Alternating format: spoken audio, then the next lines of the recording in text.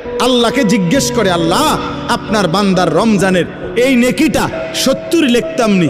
আল্লাহ বান্দার দিকে তাকাইয়া যখন দেখে গুনাহ থেকে মুক্ত, আল্লাহর জিকিরে তার জিব্বা ভিজা, আল্লাহর মহব্বত তার কলিজার মধ্যে, সুন্নাত মোতাবেক তার জীবন, আল্লাহ তখন বলে না 70 না 700 লেখো, 700, 7,000 লেখো, 70,000 লেখো, 7 লক্ষ লেখো, 70 লক্ষ লেখো, 7 কোটি লেখো, 70 কোটি লেখো, 70,000 কোটি লেখো। এক সেজদা, এক সেজদা, একবার সুবহানাল্লাহ বললে আল্লাহ বলে লেখো 70,000 কোটি সুবহানাল্লাহ লেখো। কোন কোন বেলায় আল্লাহ মহব্বতের জোশে, আল্লাহ তার মায়ায় আল্লাহ বলে, ফেরেশতা তুমি লিখো না, আকতুবু, আমি আল্লাহ নিজেই লিখবো। এই নেকি তুমি দিয়া পারতা না, আমি দেবো আমার বান্দার নেকি। বলেন বাপ, বলেন। আহাজ মুসলমানের সন্তান, যদি তোমরা বুঝতা যে তোমাদের মালিক তোমাদের প্রতি কি পরিমাণ খেয়াল করেছে।